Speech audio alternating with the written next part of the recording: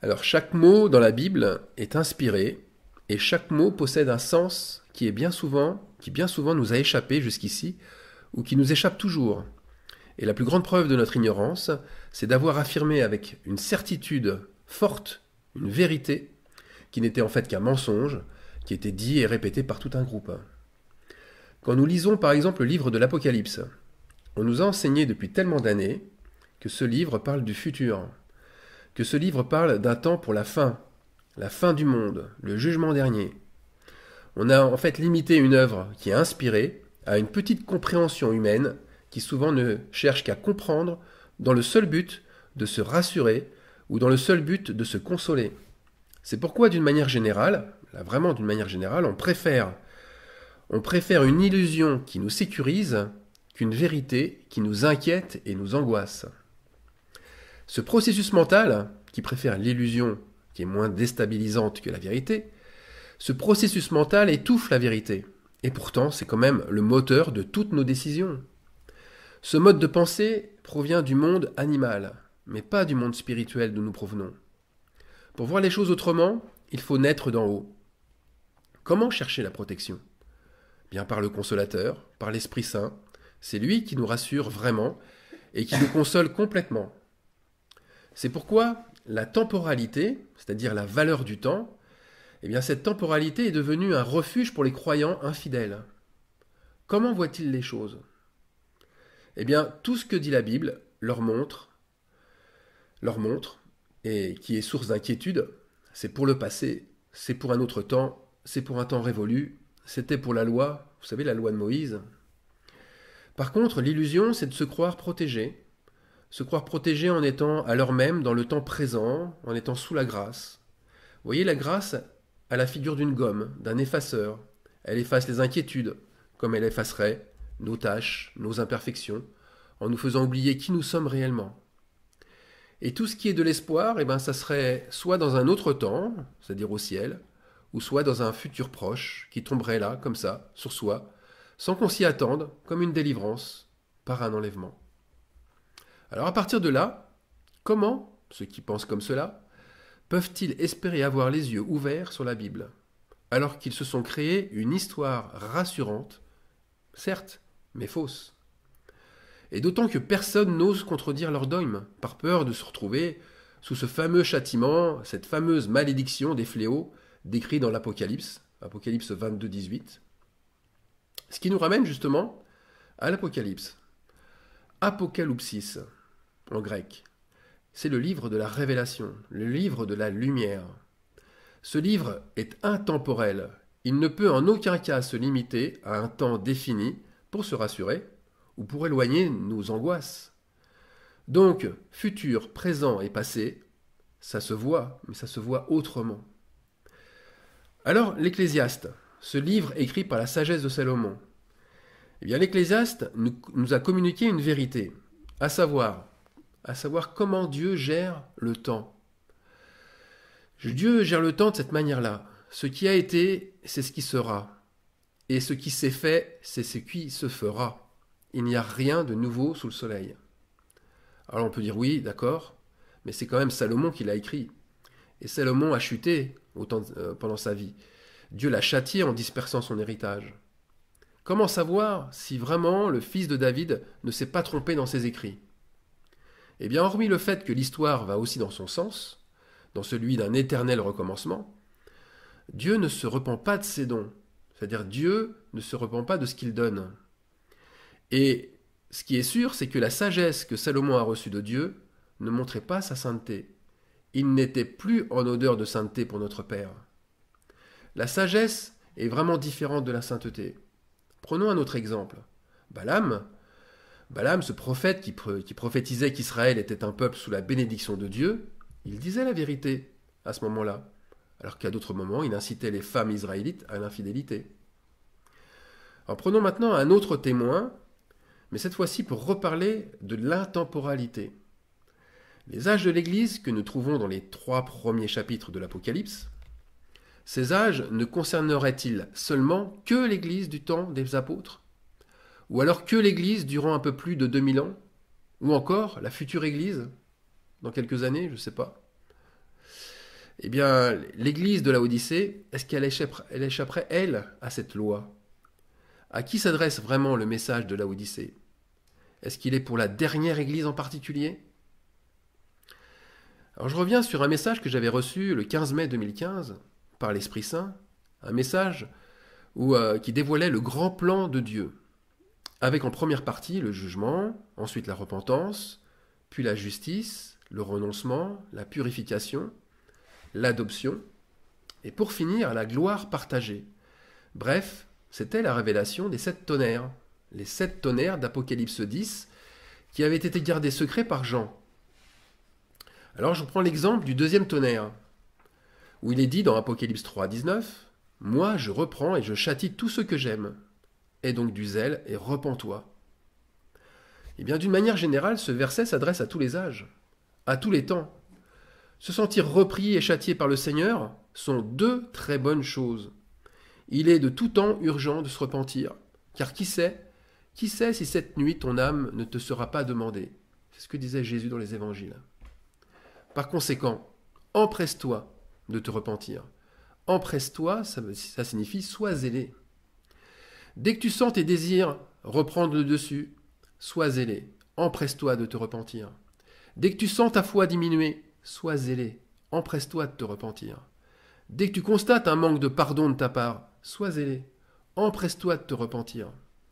Dès que tu te mets à critiquer, à dire du mal des autres, sois zélé.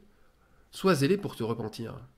Enfin, si tu ressens le besoin d'une autre connaissance, d'un autre soutien que celui de Dieu, pareil, sois zélé pour te repentir. Vous voyez, ces tonnerres sont par conséquent intemporels. La repentance, elle concerne tous les âges de l'humanité, pas seulement la fin ou le début. Et Dieu ne tient pas compte de tout ce qui peut se passer. Il ne change pas. Et ces tonnerres non plus. Maintenant, dans Apocalypse 3,14, nous lisons la chose suivante. Apocalypse 3,14. Écrit à l'ange de l'église de Laodicée. Voici ce que dit l'Amen, le témoin fidèle et véritable, le commencement de la création de Dieu. Les mots ont vraiment du sens, et ils se comportent comme des indices. Ici, pourquoi Dieu se présente-t-il avec 3 noms différents? Regardons de plus près ce premier nom. Voici ce que dit le commencement de la création de Dieu. Pourquoi notre Père Céleste prend-il ce nom pour dicter son message à Jean? Eh bien parce qu'il veut dire une chose très importante dans ce message. Il y a un temps qui est bien marqué. Il y a un temps qui concerne en premier le début, le commencement de la création. Au commencement, Dieu nous connaît. Il sait ce dont nous sommes capables, puisqu'il connaît nos œuvres. Je fais référence au verset 15 là. Par conséquent, s'il connaît nos œuvres, il sait que nous sommes tièdes, c'est-à-dire ni froids ni bouillants pour lui. Nous sommes alors pour lui dans la pire des conditions. Nous sommes vomissables. Je connais tes œuvres. Je sais que tu n'es ni froid ni bouillant.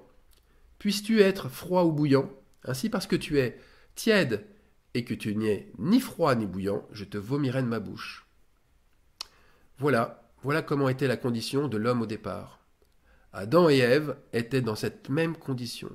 Tous deux étaient vomissables au commencement de la création. Pourquoi? Eh bien parce qu'ils se suffisaient déjà eux-mêmes. Ils n'avaient besoin de rien. Ils étaient ignorants, mais voilà, ils se comportaient comme s'ils avaient toute la connaissance, comme s'ils avaient toute la richesse. Ils se sentaient intelligents, lucides et autonomes. Par conséquent, il faut bien comprendre la chose suivante. C'est que le péché originel, la désobéissance, n'était pas une erreur. La désobéissance n'était pas un choix de leur part. C'était la seule possibilité que pouvait faire l'homme comme la femme. C'était un fait établi. Le deuxième nom de celui qui parle à Jean s'appelle l'Amen. L'Amen, ça signifie qu'il en soit ainsi. C'est encore une confirmation que la chute d'Adam et Ève est un fait établi. Il devait en être ainsi. Ils devaient être tièdes. Adam et Ève, comme n'importe quel humain d'ailleurs, n'étaient pas en mesure de surmonter la tentation. Et aujourd'hui, s'il y a autant de croyants qui ont des problèmes avec le péché, c'est bien la preuve que rien n'a changé et que rien ne changera. J'ai bien dit, rien ne changera. Pourquoi? À une seule condition, c'est vrai. Une seule condition, qu'il change de nature. La tentation, c'était une épreuve dont les choix coulaient de source. Regardez un poisson, il ne peut pas faire le choix de rester dans l'eau ou alors de sortir de l'eau. Il n'a pas été conçu pour respirer à l'air libre, et l'homme n'a pas d'autre choix que celui du péché. Il peut faire comme le poisson, il peut quitter un petit moment son élément naturel, mais très vite, il va s'étouffer, il va manquer d'air. Bien, c'est ce qui s'est passé en Éden, et c'est ce qui se passera toujours, toujours, toujours avec la religion. Seul Christ, c'est-à-dire le deuxième Adam, a montré qu'il existe une autre possibilité de choix avec lui. Je dirais pas avec lui, je dirais plus, je dirais en lui, et lui en nous. Mais il faut pour cela naître d'en haut. Cette naissance nous permet alors réellement de pouvoir faire un vrai choix, mieux que le poisson, entre respirer à l'air libre ou alors rester dans l'eau. Voilà cette vraie liberté en Christ. Et un croyant, il est destiné à respirer à l'air libre. Son milieu naturel, il est surnaturel. Donc au départ, nous sommes vus comme Jésus a vu Nathanaël. Je t'ai vu avant, sous le figuier. Je te connaissais bien avant de te rencontrer. C'est pour cela qu'au départ, Dieu avait vu Adam et Ève dans le jardin, et que leurs œuvres étaient connues avant même qu'ils les réalisent. Parce que naître homme ou femme ne laisse pas d'autre alternative que d'être tiède. C'est ce que nous inspire la chair avec ses passions, avec ses désirs. La tiédeur vomissable, le compromis, l'arrangement, la demi-mesure, la balance fausse, les poids inexacts, bref, le mensonge. Ce constat, c'est à la fois un constat rassurant, c'est vrai, mais nous ne cachons pas une autre chose, c'est un constat inquiétant aussi. Alors rassurant d'abord. D'abord parce que Dieu a vu notre repentance avant de voir notre chute. Il a vu Nathanaël sans fraude plutôt que tiède. Dieu ne tient pas compte de notre temps d'ignorance. Il ne tient pas compte de notre manque de lucidité. Et que son plan n'est pas de nous exterminer, mais bien de nous sauver et de nous faire évoluer, de faire de nous ses héritiers. Alors il annonce, c'est vrai, son plan en disant que nous ne sommes pas bouillants, et même plus, que nous sommes vomissables. Mais il n'en reste pas là. C'est justement des âmes bouillantes pour lui qu'il envisage avec nous. Néanmoins, il faut le dire, ce constat est inquiétant aussi. Inquiétant parce que nous sommes repris, nous sommes châtiés à chaque faux pas, même si c'est pour une bonne raison, même si c'est parce qu'il nous aime. Et que ce châtiment, il est plus ou moins long, il est plus ou moins dur, selon notre capacité et selon notre ténacité à nous rebeller. Et là, je fais quand même référence à une autre intemporalité. Les 7 coupes de la colère de Dieu. Ces coupes qui angoissent les esprits religieux puisqu'ils en ont fait un temps très lointain. Ils en ont fait un temps à la fin des temps. Alors je ne fais que redire ce que Daniel prophétisait quand il disait que 10 cornes, 10 rois s'opposeront au royaume et qu'ils opprimeront les saints du Très-Haut, en espérant justement changer les temps et la loi. Et ça c'est Daniel 7, 25. Donc, tout se paye. Tout a un prix. Et les conséquences devraient inquiéter, vraiment inquiéter ceux qui refusent d'acheter de Dieu de l'or éprouvé par le feu. Et qui préfèrent, comme je l'avais dit il n'y a pas si longtemps, ils préfèrent la contrefaçon. La contrefaçon, c'est la fausse parole, c'est le faux sacrifice. Eh bien, ils préfèrent la contrefaçon à de l'or véritable. Cet or, c'est la vraie parole, le véritable sacrifice. Alors au final, Elohim rassure les saints et inquiète ceux qui persistent dans le mal. Pourtant, Dieu n'a jamais été un tortionnaire.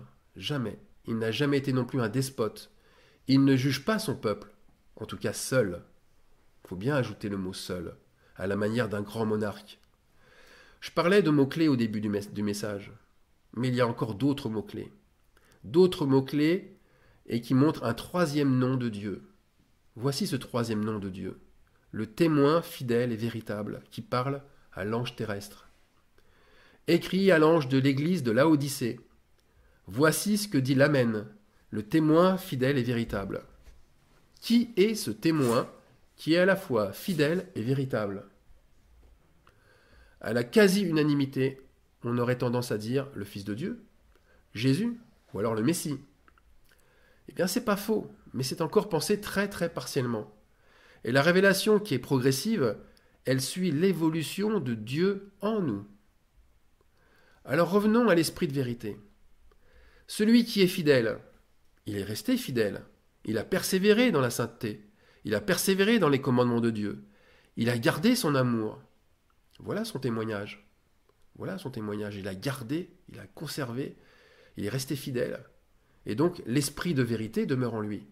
Il est devenu par conséquent véritable. Mais véritable par sa fidélité. Donc Christ en nous, c'est le témoin fidèle et véritable. Et c'est là tout l'amour et la complicité de Dieu unis à ses fils. Faisons l'homme et la femme tiède esclaves du péché, infidèles, mais permettons qu'en Christ, ils puissent changer de nature et redevenir fils, fidèles, véritables et héritiers du Père. Alors cette parole-là, quand je dis ça, je ne blasphème pas, ça pourrait sortir de la bouche de Christ en nous. Tout ce qui est dit à Laodicée est prononcé par Christ en nous, et nous en Christ. Démonstration. C'est Sion, c'est toute une ville qui prononce la justice, une ville qui était infidèle, et qui prononcera les paroles pour l'ange de Laodicée, parce qu'elle est devenue à ce moment-là véritable. Laodicée, qu'est-ce que c'est? Qu'est-ce que ça signifie? Eh bien, ça veut dire justice du peuple. De quel peuple? Le peuple de Dieu. C'est la justice du peuple de Dieu qui est proclamée à Laodicée. Alors, si vous m'avez bien suivi, c'est encore Christ en nous. Laodicée, c'est Christ en nous. Et Jésus, fils de Dieu, comme nous, les autres fils, nous sommes des colonnes du temple. Et nous savons et nous annonçons, comme une seule louange, nous annonçons d'une même voix, d'un seul cœur, d'une seule âme, nous annonçons notre combat contre le péché. Nous annonçons aussi notre sacrifice. Et pour finir, nous annonçons notre victoire. Parce que celui qui vaincra, je le ferai asseoir avec moi sur mon trône, comme moi j'ai vaincu et me suis assis avec mon Père sur son trône. Apocalypse 3, 21. Donc, si nous avons bien suivi, personne, je dis bien personne, ne subit le choix et l'influence d'un être supérieur. Personne ne subit un commandement autoritaire. Il n'y a jamais eu de manipulation ou d'acceptation forcée en Dieu. Personne, aucun esprit ne peut se sentir trompé, car nous avons tous, je dis bien tous, annoncé ces choses lorsque nous étions en Christ. C'était nos propres paroles. Ce qui a été écrit à Laodicée, ce sont nos propres paroles. Et oui, nous avons tous dit, je te conseille d'acheter de moi des vêtements blancs, afin que tu sois vêtu et que la honte de ta nudité ne paraisse pas. Mais nous avons dit cela, mais à qui? Eh bien, nous avons dit cela à l'être charnel que nous allions devenir. Que nous allions devenir en devenant un être terrestre. Nous savions que nous allions devenir nus, aveuglés par l'orgueil et la convoitise. Cela va loin, cela va très loin, parce que si après avoir été oints sur cette terre, nous refusons cette parole par nos actes, eh bien nous sommes alors tout simplement en train de nous renier, en train de renier ce que nous avons dit au ciel, et nous préférons la honte de la nudité à l'achat de vêtements blancs.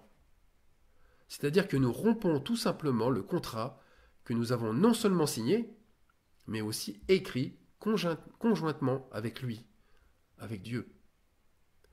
Nous montrons que la volonté faite sur terre par nos actes est alors bien différente de la volonté faite au ciel par nous-mêmes en Christ. La prière du Notre Père ne doit pas être un mensonge. Père, que ta volonté soit faite sur terre comme au ciel.